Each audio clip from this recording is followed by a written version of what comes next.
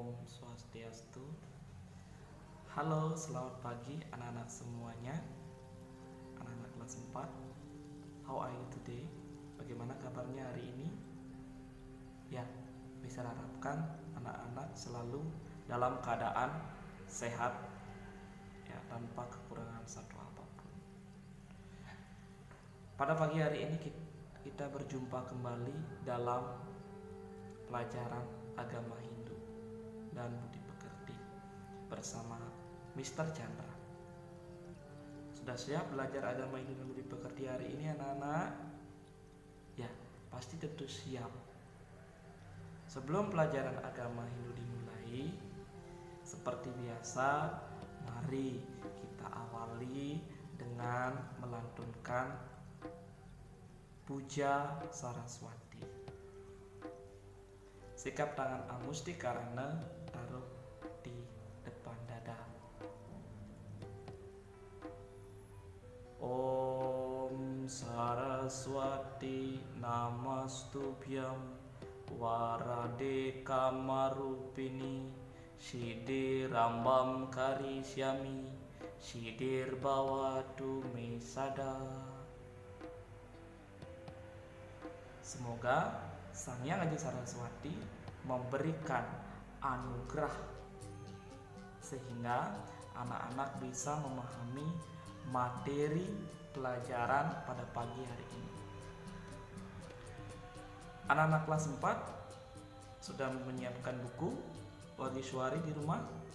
Mohon disiapkan buku Wagiswari, buku pengayaannya ya, buku catatan, alat tulisnya juga disiapkan.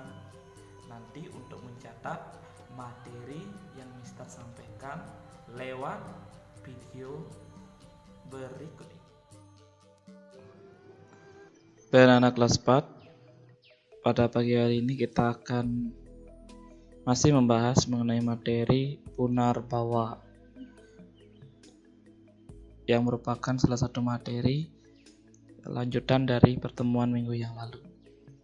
Mohon disiapkan alat tulis, buku, pulpen, dan apabila anak-anak mencatat, mohon di-push terlebih dahulu video ini, kemudian catat secara perlahan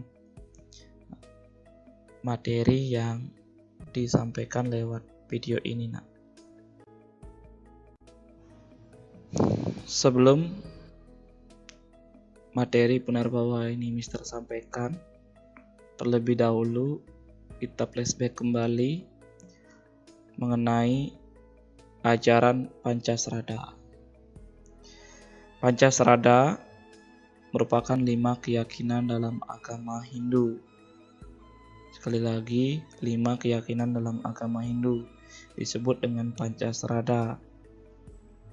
Bagian-bagian dari Pancasrada: pertama, Brahman, yakin dengan keberadaan Tuhan atau yakin dengan adanya Tuhan. Yang kedua, Atman, yakin dengan adanya Atma. Yang ketiga, Karmapala, yakin dengan adanya hukum Karmapala atau hukum sebab akibat. Yang keempat, Punarbawa, juga sering disebut reinkarnasi, juga sering disebut dengan samsara, yaitu yakin terhadap adanya kelahiran kembali. Ini yang akan kita bahas hari ini. Yang kelima, moksa, yakin dengan adanya pembebasan abadi.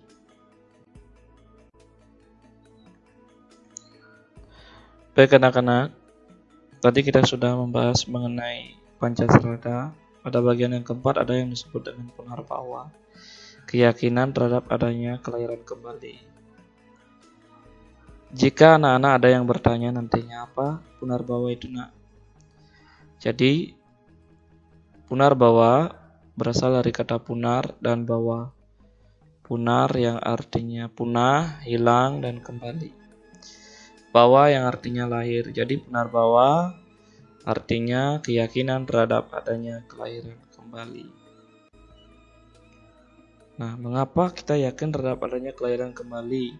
Mengapa bisa terjadi Punarbawa? Ini dijawab bahwa karena manusia lahir, hidup, dan mati, selalu berkarma atau berbuat, maka saat kematiannya manusia meninggalkan bekas-bekas karma yang disebut dengan karma wasana.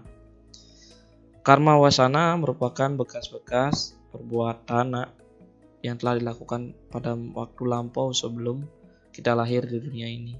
Karma wasana inilah yang menyebabkan terjadinya punarbawa. Kapan punarbawa akan selesai atau tidak akan terjadi kelahiran kembali?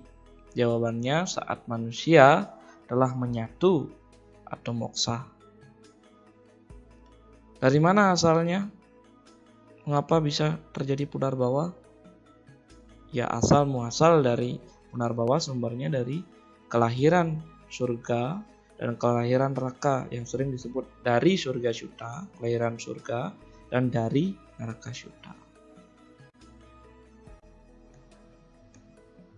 Baik anak-anak, tadi Mister sudah jelaskan mengenai surga syuta dan neraka syuta. Nah, menguatkan kembali dan Mister ulangi kembali, surga syuta, surga yang artinya surga atau surga, tergantung cara melafalkannya saja. Syuta yang artinya lahir. Jadi kita semuanya lahir bisa dari surga syuta, bisa dari neraka syuta. Surga syuta yang artinya lahir dari surga. Apakah anak-anak termasuk merupakan kelahiran dari surga syuta? Ini yang perlu diteladani saat ini.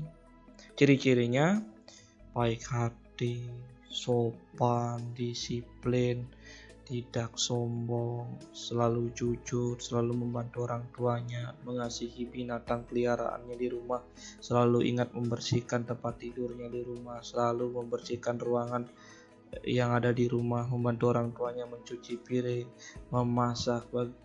Misalkan setelah itu jika yang punya misalkan kendaraan di rumah, membantu mencuci motor, mobil, kemudian rajin sembahyang, minimal 7 trisanyo di rumah saat sore hari.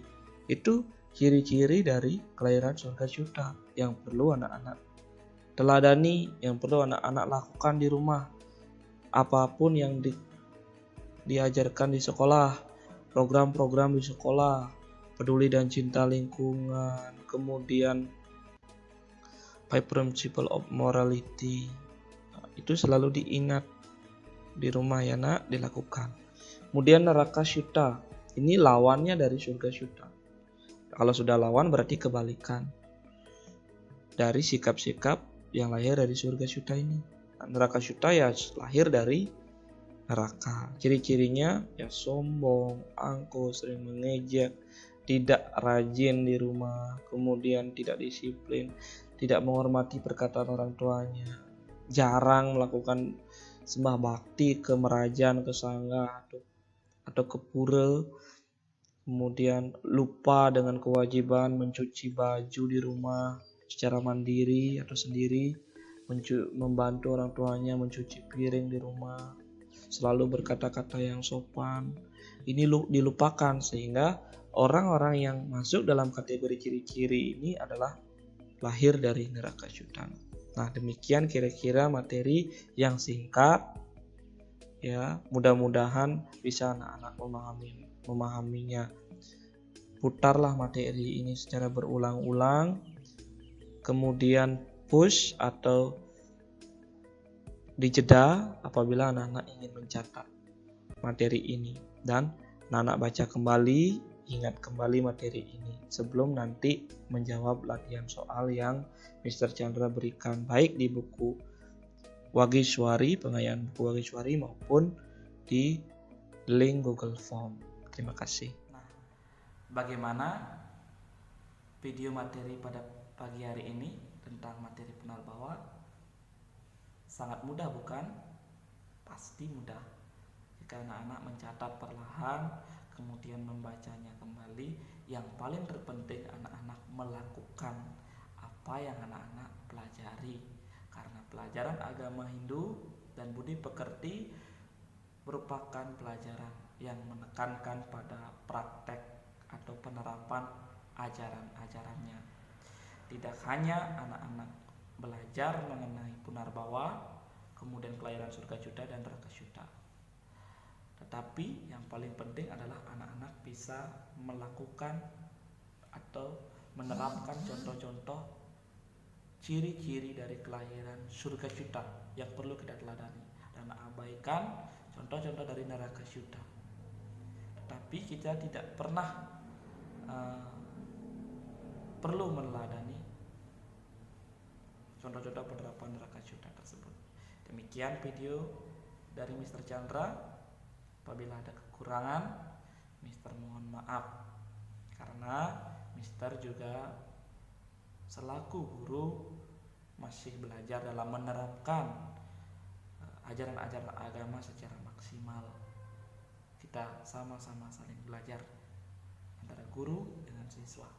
Sekian dan terima kasih. Mr. akhiri dengan mengaturkan Parama Santi.